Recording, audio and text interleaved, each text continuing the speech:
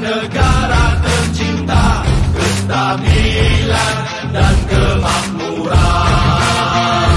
Kali ini pilihlah PN, mari berjiwa rakyat. Kali ini undilah PN, mari pembela rakyat. Barisan Nasional menuju kejayaan, kestabilan dan kemakmuran. Pilihlah kestabilan dan kemakmuran, bertahan kestabilan menuju kemakmuran. Kemakmuran menjamin kesejahteraan, kestabilan dan kemakmuran menuju keamanan dan kesejahteraan. Jangan buat silap lagi. Kali ini jangan dengar cakap belakang kuali. Demi agama, bangsa dan negara tercinta, kestabilan dan kemakmuran. Kali ini pilihlah PN, mari berjiwa rakyat. Kali ini undilah PN, mari pembela rakyat. Barisan Nasional menuju kejayaan, kestabilan dan kemakmuran, kestabilan dan kemakmuran, kestabilan dan kemakmuran.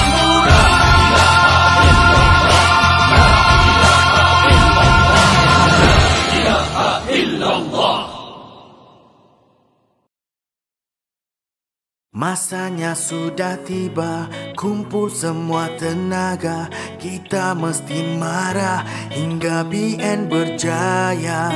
BN harus kembali berkuasa di seluruh negara. Bersama pegang erat tangan ini untuk capai ke destinasi.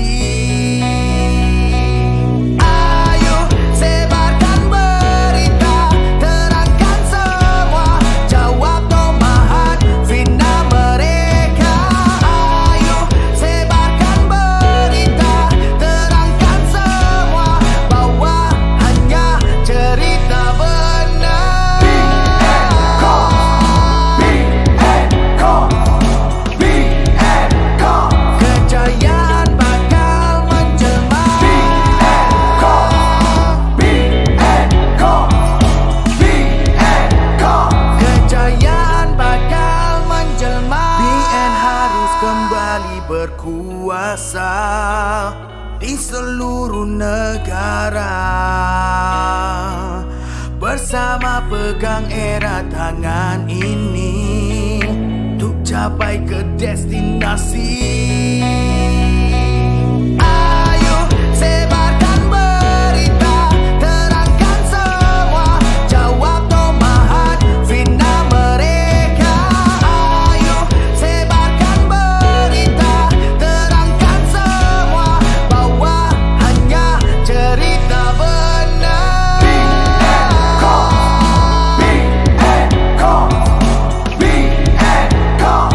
Kejayaan bakal menjelma.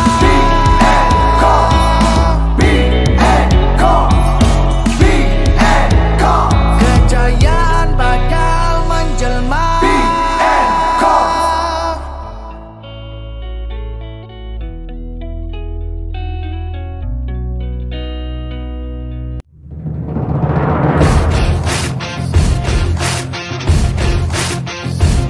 Kali ini jangan buat silap lagi. Kali ini jangan dengar cakap belakang kuali. Demi agama, bangsa dan negara tercinta, kestabilan dan kemakmuran. Kali ini pilihlah PN, mari berjiwa rakyat. Kali ini undilah PN, mari pembela rakyat. Barisan Nasional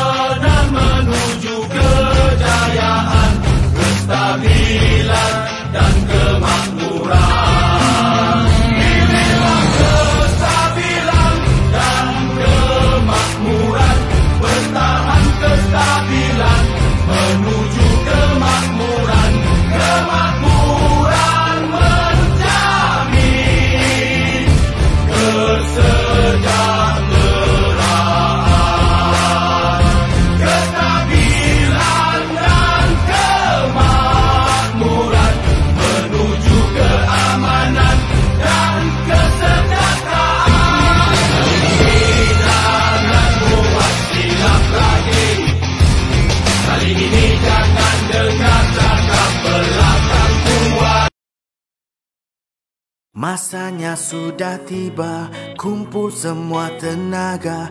Kita mesti marah hingga BN berjaya.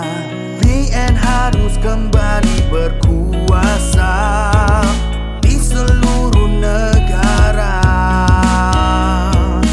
Bersama pegang erat tangan ini untuk capai ke destinasi.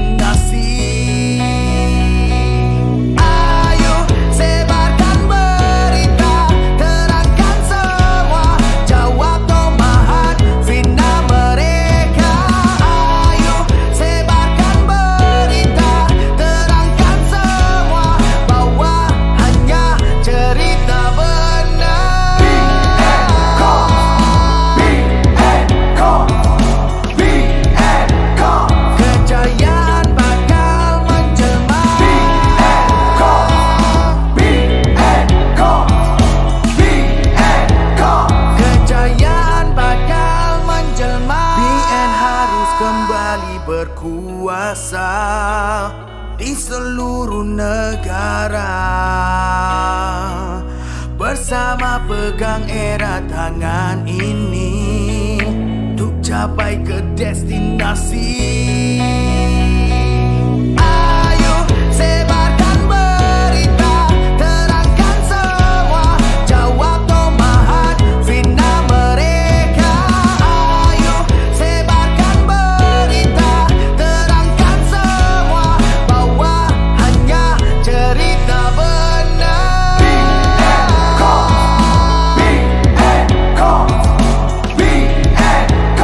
Kejayaan bakal menjelma.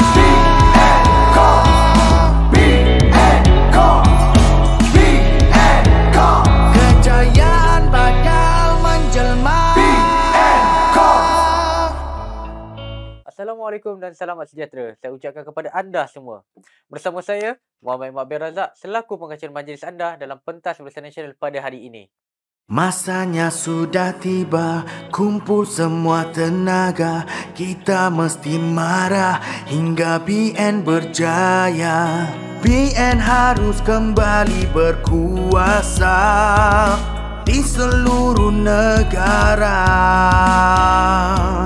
Bersama pegang erat tangan ini untuk capai ke destinasi. Ayo sebarkan berita, terangkan semua, jawab tomahat fitnah mereka. Ayo sebarkan berita, terangkan semua, bahwa hanya cerita benar.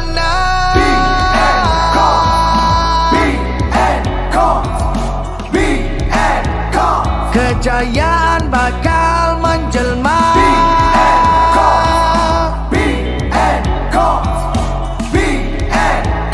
Kejayaan bakal menjelma. BN harus kembali berkuasa di seluruh negara.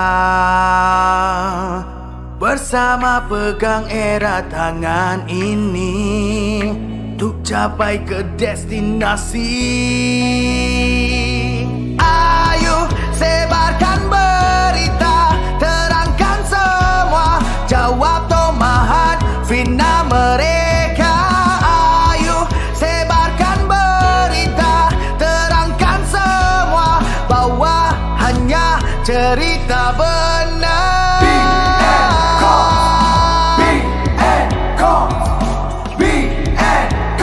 Kejayaan bakal menjelma.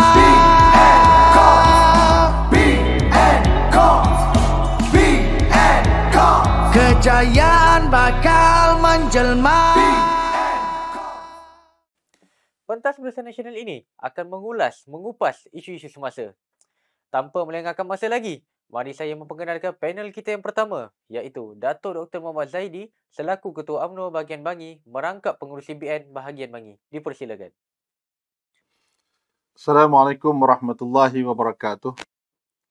Saya Muhammad Zaidi bin Muhammad Zain, Ketua UMNO Bahagian Bangi merangkap pengurusi Barisan Nasional Parlimen Bangi.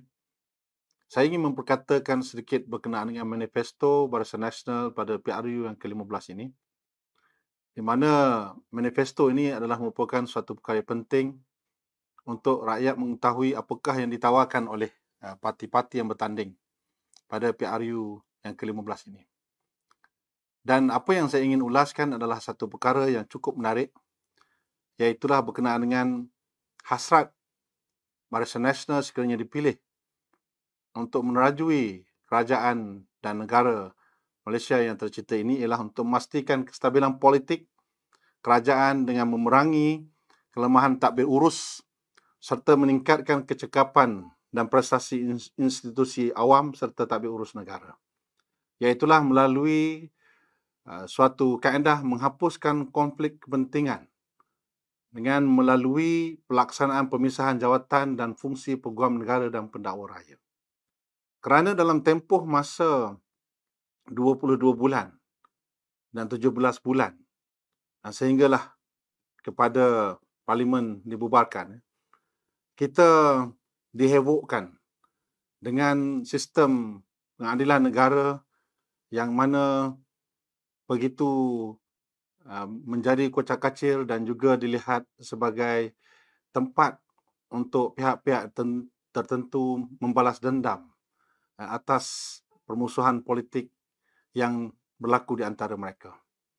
Yang menjadi mangsanya adalah pemimpin-pemimpin yang tertentu. Yang mana sebagai contohnya pada PRU 14 yang lalu, pemimpin UMNO telah pun menjadi mangsa, iaitu Datuk Seri Najib itu sendiri telah pun dipenjarakan, dan pemimpin-pemimpin yang lain sedang menghadapi pertuduhan, termasuklah Presiden UMNO itu sendiri. Yang mana kita melihat bahawa rata-rata rakyat mengatakan bahawa pertuduhan-pertuduhan yang dikenakan ke atas mereka adalah satu pertuduhan yang bermotifkan politik. Yang mana kalau kita lihat, ianya bermula daripada bawah, daripada akar umbi, pendakwa raya, peguam negara, yang kemudiannya membawa kes tersebut ke mahkamah. Pada masa ini, peguam negara dicadangkan oleh Perdana Menteri kepada Yang di-Pertuan Agong untuk dilantik. Dan di situ kita melihat bahawa peranan peguam negara juga adalah merupakan pendakwa raya. Jadi apabila peguam negara yang dilantik oleh badan eksekutif yang kemudiannya membawa kes ke mahkamah melalui pendakwa raya untuk pendakwaan, jadi ada di situ ruang untuk eksekutif menguasai sistem kehakiman negara. Jadi dengan cadangan untuk menghapuskan konflik kepentingan melalui pelaksanaan pemisahan jawatan antara fungsi peguam negara dan pendakwa raya ini, ianya dapat menghapuskan konflik of interest. Kerana pihak eksekutif tidak sewajarnya menguasai sistem kehakiman dalam apa cara sekalipun. Walaupun ada tanggapan ataupun perkara itu sebenarnya berlaku, jadi dengan cara kita memisahkan fungsi peguam negara dan pendakwa raya ini telah memberikan suatu keadilan bukan sahaja mesti dilaksanakan tetapi ianya terlihat telah dilaksanakan. Dan kita lihat juga apa yang berlaku dalam negara kita sekarang ini, pendakwaan yang terpilih. Kerana apa? Kerana peguam negara itu dikuasai oleh badan eksekutif dan peguam negara boleh diarahkan oleh eksekutif untuk mendakwa orang itu dan orang ini. Itu yang menyebabkan timbulnya tomahan kepada pihak eksekutif itu sendiri. Dan apa yang hendak dilakukan oleh Kerajaan Barisan Nasional ini ialah menghapuskan apa jua tomahan yang mungkin akan berlaku. Yang kononnya mengatakan bahawa jika Barisan Nasional ini dipilih sebagai Perdana Menteri ataupun menerajui kerajaan, maka Barisan Nasional akan membatalkan kes-kes pemimpin-pemimpin yang didakwa. Jadi dengan adanya cadangan untuk memisahkan jawatan fungsi peguam negara dan pendakwa raya ini, bagaimana pemimpin UMNO ataupun pemimpin Barisan Nasional yang menguasai pemerintahan negara nak mengarahkan pendakwa raya untuk membatalkan pertuduhan-pertuduhan yang sedia ada terhadap pemimpin UMNO itu sendiri. Kerana bukan lagi di bawah kuasa peguam negara, bukan lagi berada di bawah kuasa eksekutif. Jadi ini adalah merupakan suatu keyakinan yang diberikan kepada rakyat jelata bahawa kita UMNO Barisan Nasional kita berusaha untuk meyakinkan bahawa keadilan itu hendaklah sama rata. Bukannya keadilan itu untuk golongan yang tertentu sahaja, Bukannya pendakwaan itu ke atas orang yang tertentu saja, tetapi siapa jua melakukan kesalahan, tidak kira dia adalah pemimpin di mana-mana peringkat, ya, mereka juga tidak terlepas daripada tindakan undang-undang. Jadi tuan-tuan yang dirahmati Allah, saya percaya bahawa atas keyakinan kita dan juga kesungguhan daripada Kerajaan Barisan Nasional, negara kita akan dapat kepercayaan yang tinggi daripada pelabur-pelabur luar, kerana dia melihat bahawa sistem pengadilan dan sistem kehakiman negara ini berjalan dengan lancar di bawah kepimpinan Barisan Nasional sekiranya dipilih di dalam pilihan raya yang ke-15 nanti. Terima kasih. Tiba kumpul semua tenaga, kita mesti marah hingga BN berjaya. BN harus kembali berkuat. Terima kasih kepada panel kita yang pertama. Sekarang kita akan masuk kepada panel kita yang kedua, iaitu Dato' S. Raja selaku Presiden MIC Wilayah Persekutuan. Dipersilakan. Hai, apa khabar semua? Saya Dato' Raja, pengerusi MIC Wilayah Persekutuan. Saya nak bagi tahu kepada rakyat, Dato' Seri Anwar Ibrahim ni sebenarnya tak layak nak jadi Perdana Menteri. Tahu tak? Khususnya kepada anak-anak muda. Saya nak bagi tahu, terus terang, dia tak layak nak jadi Perdana Menteri. Kenapa? Saya bagi contohnya. Semasa kegawatan ekonomi seluruh dunia, ekonomi krisis pada tahun 1997, 1997, world crisis ekonomi. Pada masa itu, Tun Mahathir Mohamad adalah Perdana Menteri. Timbalan Perdana Menteri adalah Dato' Seri Anwar Ibrahim. Merangkap Menteri Kewangan Malaysia. Pada masa itu saya rasalah Tun Mahathir telah mengantar Dato' Seri Anwar Ibrahim untuk menyelesaikan masalah kegawatan ekonomi di dalam negara. Kerana duit mata wang kita telah turun pada masa itu. So, Dato' Seri Anwar pun pergi ke Amerika Syarikat, if not mistaken. Dan selepas beliau balik, saya rasa dia bagi tahu dengan Tun Mahathir Mohamad bahawa kita kena hutang kepada, kita kena ambil hutang kepada IMF. So, Tun Dr. Mahathir masa itu, dia tak bersetuju. Dan terus, Tun Mahathir ambil langkah untuk mansurkan mata wang kita pada masa itu RM1,000 satu kertas dan RM500 adalah satu kertas wang. So, RM1,000 dan RM500 ni dibekukan. Dan dia bagi tempoh masa, sesiapa mempunyai, datanglah serahkan kepada bank ataupun bank negara. Begitu. Selepas itu, kita punya nilai mata wang dia lock dengan RM100. Dan kita lock kita punya, lepas itu kita punya mata wang tak turun, stable macam itu. So, siapa yang ambil langkah pada masa itu dengan bijak? Tun Dr. Mahathir. Bukannya Dato' Seri Anwar Ibrahim. Sebab Dato' Seri Anwar Ibrahim tahu untuk pinjam wang saja. Sebab dia dengan Amerika Syarikat lah, itu tak tahulah, itu secara dalam punya kan. Sebab itu saya bagi tahu, dia tak layak jadi Perdana Menteri. Pada masa itu, mungkin Anwar Ibrahim adalah muda. Mungkin dalam usianya dalam 55 tahun ataupun 60 tahun. Dalam itu lingkungan 50 hingga 60. Sekarang, Dato' Seri Anwar Ibrahim dah berusia tua. 70 lebih. Saya ingat perpikiran bukan macam dulu. Dulu pun dia tak boleh buat kerja. Dia performance dia punya out, kegagalan dia. Jadi pasal itu saya bagi tahu dia tidak layak jadi Perdana Menteri.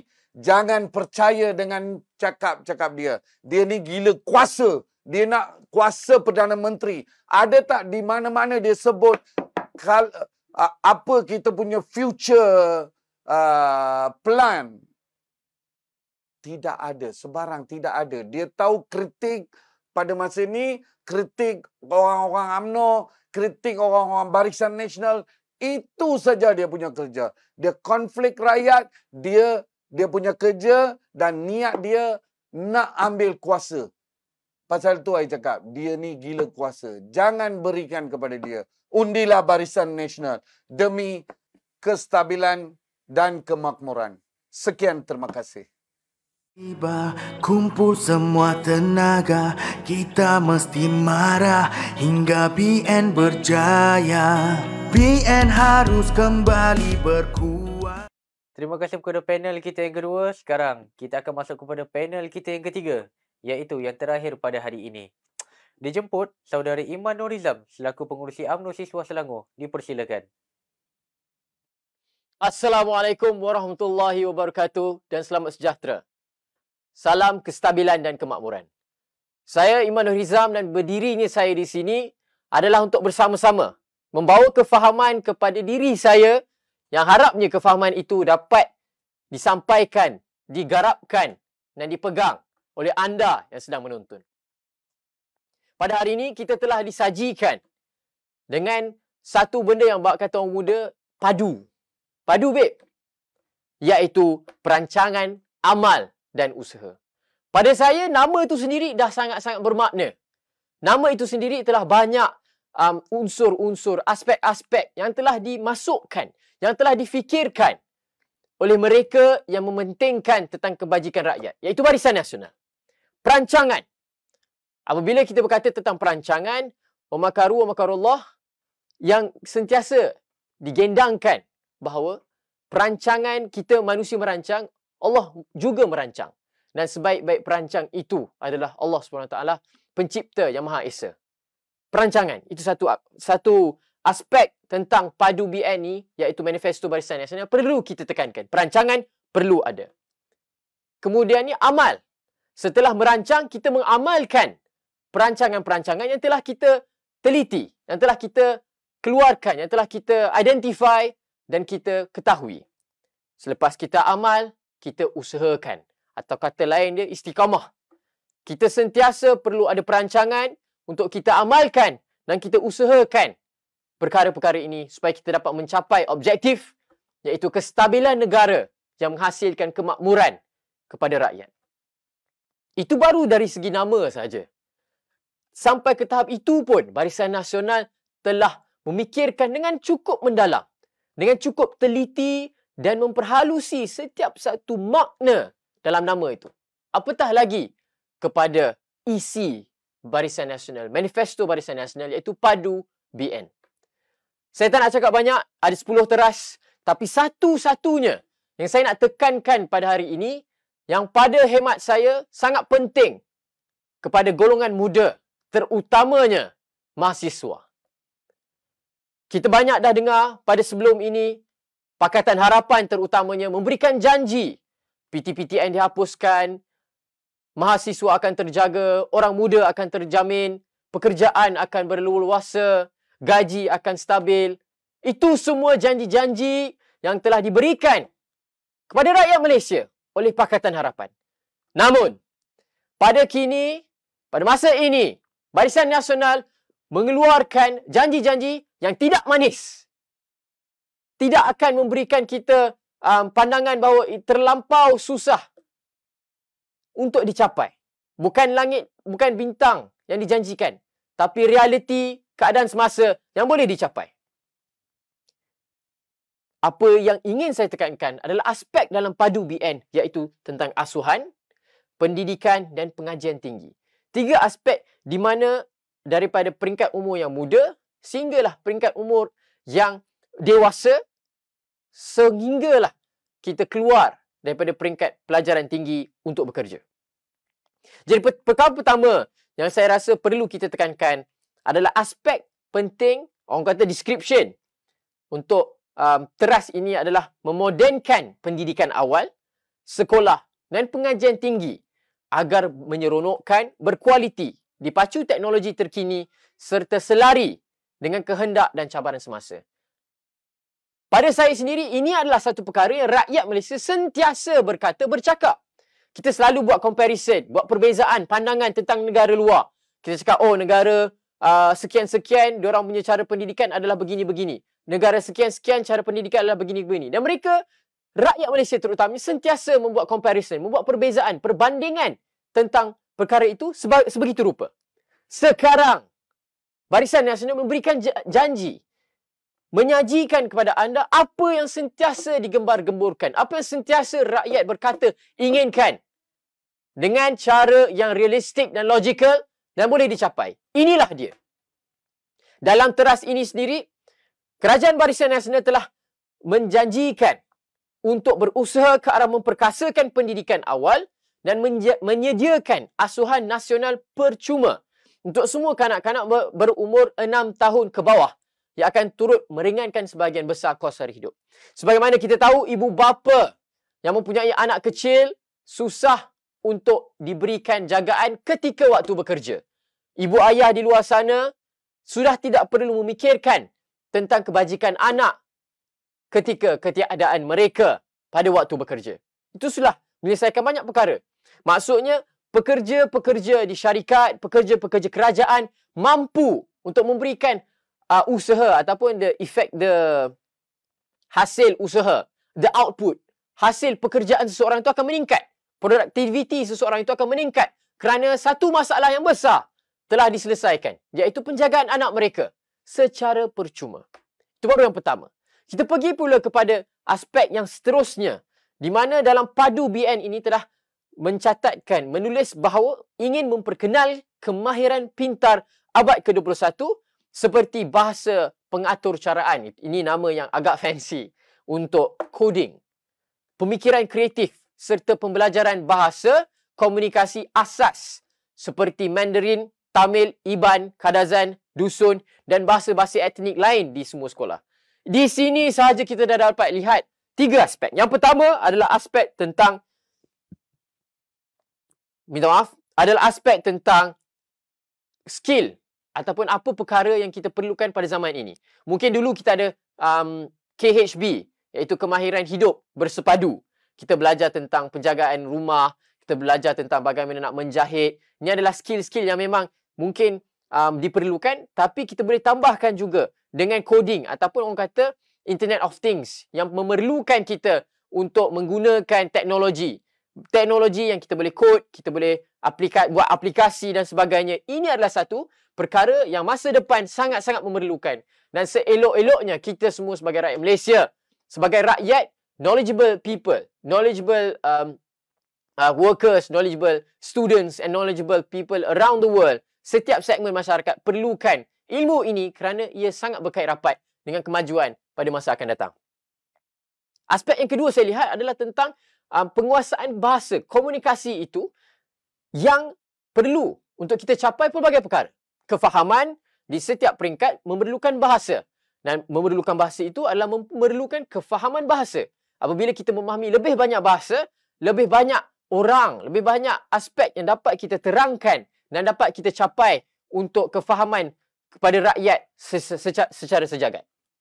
Dan ketiga aspek dia adalah kita dapat melihat betapa holistiknya padu BN memikirkan tentang apa orang kata involvement ataupun orang mengatakan tentang bahawa apabila kita libat urus kepentingan stakeholders, mereka ini turut terlibat bukan sahaja bahasa Melayu, bahasa Tamil dan juga Mandarin, tapi tekankan etnik-etnik di Malaysia yang banyak di Sabah dan Sarawak, ada Iban, ada Kadazan Dusun, ada Dusun dan juga banyak lagi bahasa-bahasa etnik. Di mana itu Barisan Nasional melibatkan mereka ini semua. Bukan hanya orang kata masyarakat majmuk Cina, Melayu, India, tapi juga banyak etnik-etnik kaum di Sabah dan Sarawak. Orang asli juga termasuk. Seterusnya, satu perkara yang gagal Kerajaan Pakatan Harapan ketika PKP dulu, ketika awalnya COVID-19 mula berleluasa, Dan juga ketika Perikatan Nasional memerintah selama 17 bulan, kegagalan mereka adalah untuk memastikan murid-murid tercicir akibat COVID-19. Anak-anak kita yang tak dapat pergi ke sekolah, yang tak dapat mengikuti pelajaran di sekolah selama 2 tahun.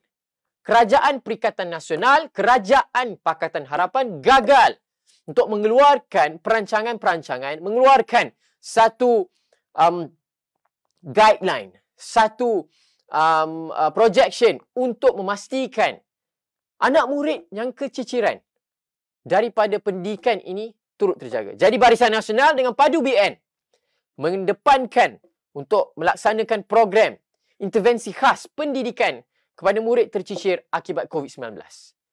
Satu aspek yang kita kena faham bahawa sekolah je, 2 tahun je, tak ada beza pun. Kalau kita ambil mungkin budak pelajar tingkatan 4 masuk ke tingkatan 5, mungkin tak ada beza sangat. Tapi kita ambil kepada anak-anak murid yang berumur 6 tahun, 5 tahun ingin masuk ke tadika, ini masuk ke darjah 1. Bagaimana mereka ingin belajar mengira, membaca, menulis? Itulah tempoh masa yang sangat penting, orang kata crucial untuk anak-anak kita, anak-anak murid mendapatkan skill-skill asas, mendapatkan kemahiran asas untuk hidup itu sendiri. Jadi itu pun Barisan Nasional dalam padu BN tekankan tentang kepentingannya. Seterusnya, dalam padu BN juga ingin mengembalikan kepentingan keseimbangan antara bidang sains dan teknologi dengan bidang sastra dan seni di sekolah kebangsaan. Banyak dah kita nampak perbincangan-perbincangan awam di kalangan rakyat itu sendiri, di Twitter, di Facebook, di Instagram. Perbincangan tentang kerajaan dulu terlampau tekankan kepada kemajuan di sektor pendidikan teknologi, sains dan sebagainya, tapi terlepas pandang tentang kemahiran kita dalam bidang seni, sastra dan sebagainya. Satu masyarakat, satu civilization, satu tamadun tidak akan membangun dan maju tanpa identiti. Dan identiti itu daripada mana? Kreativiti itu daripada mana? Datangnya daripada kesastraan dan juga seni. Maka itu adalah lagi satu aspek menekankan tentang pendidikan, bahawa bukan pelajar-pelajar sains sahaja yang bijak pandai, namun kepandaian ataupun kebolehan seseorang pelajar itu juga datang daripada kesastraan dan juga kesenian. Itu pada saya sangat-sangat besar, di mana orang Malaysia sendiri, rakyat Malaysia sentiasa berkata tentang pendidikan tidak holistik. Ini dia tawaran untuk pendidikan holistik. Bukan saja sains dan teknologi, malah ada untuk seni dan untuk sastra. Itulah dia. Sekarang ni saya ingin masuk kepada perkara yang kita perlu tekankan apabila rakyat banyak komplain. Contoh, ibu ayah bercerita tentang anak-anak sekolah rendah. Sekolah rendah lagi dah kena bawa banyak sangat buku. Buku teks, beg berat. Yang menyebabkan juga masalah fizikal anak-anak kita apabila ingin membesar. Terpaksa membawa beban yang berat dan banyak di belakang dalam beg, menyebabkan skoliosis. Masalah tulang. Banyak dah keluar di berita, banyak perbincangan. Dan inilah solusinya. Kerajaan Barisan Nasional dalam padu BN menekankan untuk mengadakan sistem persekolahan tanpa buku teks. Dengan pemberian komputer riba percuma. Bukan kepada 1, bukan kepada 2, bukan kepada 300, bukan kepada 5,000. Tapi semua pelajar B40. Itulah janji Barisan Nasional dalam padu BN. Untuk merevolusikan, reformkan satu perubahan, pelaksanaan itu perlu seiring dengan perancangan. Itulah apa yang Barisan Nasional lakukan. Kita ingin memajukan kita punya pendidikan, maka kita perlu ada gerak kerja, implementasi, mekanisme yang betul untuk melaksanakan hasrat-hasrat yang rakyat dah lama inginkan. Barisan Nasional mendengar, Barisan Nasional melakukan dan melaksanakan.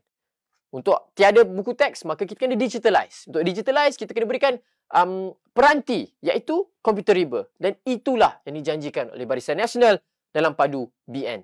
Yang seterusnya, kalau ada peranti yang elok, tapi tiada connectivity, tiada internet, tiada wifi, tak ada perangkaian yang elok, rangkaian yang elok, maka tidak berguna juga. Dalam masa yang sama, Barisan Nasional menjanjikan dalam padu BN untuk melebarkan jaringan internet 5G, bukan 4G, bukan 3G. tapi 5G dan Wi-Fi awam di semua sekolah dalam tempoh 18 bulan dan di seluruh negara dalam tempoh 30 bulan. Kenapa saya katakan benda ini sekali? Sebab it is definitely satu perkara yang satu harung, sekali jalan. Sebab apa? Terdapat sekolah di seluruh pelosok negara, terdapat sekolah awam, sekolah kerajaan, sekolah kebangsaan dan sebagainya. Di setiap negeri, di setiap daerah, mesti ada sekolah, kebanyakannya. Jadinya apabila telah selesai infrastruktur 5G, internet untuk di sekolah setiap pelosok negara, makanya daripada infrastruktur itu, kita hanya perlu upgradekan pula kepada kawasan di keseluruhan itu. Dan itulah caranya, secara logiknya pun, cara untuk mendapatkan 100% coverage ataupun jaringan internet 5G di seluruh Malaysia. That's when we have to say and identify Barisan Nasional dalam Padu BN bukan sahaja memberikan solusi, tapi memberikan juga cara-cara untuk mencapai solusi yang menyelesaikan masalah rakyat. Jadi, sebelum saya mengakhiri kita punya penerangan tentang Padu BN terutamanya dalam teras yang membincangkan tentang asuhan, pendidikan dan juga pendidikan tinggi, satu perkara yang rakyat Malaysia terutamanya anak muda, mahasiswa perlu ingat bahawa dulu kita dijanjikan sesuatu yang tidak logik, tidak masuk akal dan tidak dapat tercapai walau apa pun yang berlaku dan tidak sustainable, tidak boleh memberikan manfaat kepada rakyat Malaysia sepanjang zaman. Tapi Barisan Nasional menjanjikan dalam Padu BN iaitu untuk memperkenalkan bayaran semula PTPTN berdasarkan pendapatan ataupun tangga gaji selepas setahun bekerja. Dan juga tak cukup dengan itu, menjadikan PTPTN sebuah yayasan tabung amanah pendidikan nasional yang akan diberdayakan melalui endowment dan infak masyarakat. Dua perkara penting ini saya perlu tekankan, iaitu apabila ada endowment dan juga infak masyarakat, itu bermakna mereka ada stream of income. Ada duit masuk lagi ke tabung amanah PTPTN ini supaya banyak lagi duit, lebih ramai orang dapat manfaat pinjaman duit kewangan ini untuk melanjutkan pelajaran. Daripada mungkin setahun 10,000 orang saja PTPTN boleh berikan pinjaman, bertambah duit masuk kepada PTPTN, maksudnya bertambahlah orang yang dapat diberikan pinjaman duit ini untuk mereka sambung pelajar. Iaitu contoh dulu 10,000, sekarang dapat masuk lagi stream of income, dapat tambah 20,000 orang yang akan menerima manfaat pinjaman duit PTPTN untuk sambung pelajaran pendidikan tinggi. Yang kedua, tentang bayaran balik, bukan sahaja Kerajaan Barisan Nasional memberikan solution bahawa apabila kita dah bekerja terus kena bayar. Tidak. Bekerja, dah dapat kerja, bekerja selama setahun, baru mula untuk bayar balik. Itu pun bayar mengikut tangga gaji. Kalau 1,000 kita punya gaji, maka kita bayar ikut peratus, percentage ataupun pecahan yang sesuai dengan tangga gaji yang kita ada. Jadi setakat itu saja, setakat sekarang ini untuk kita faham. Itu baru daripada aspek pendidikan, asuhan dan pendidikan tinggi pun dah pelbagai aspek yang telah disentuh dengan solusi, mekanisme yang logik dan dapat dicapai. Bukan langit dan bintang yang dijanjikan, tapi realiti rakyat yang wajib dan mampu dilaksanakan. Itulah hasilnya jika anda memangkah dacing, mengundi Barisan Nasional. Kerana itulah yang akan menjamin kestabilan dan kemakmuran. Sekian sahaja daripada saya. Assalamualaikum dan selamat sejahtera. Tiba kumpul semua tenaga, kita mesti marah hingga BN berjaya. BN harus kembali berkuat. Terima kasih kepada semua panel kita. Itulah menandanya berakhirnya slot kita pada hari ini. Namun, teruskan bersama kami untuk terus tetap mendapatkan fakta dan maklumat yang tepat seputar PRU ke-15 pada kali ini. Jangan lupa untuk follow, like dan share. Assalamualaikum dan selamat sejahtera.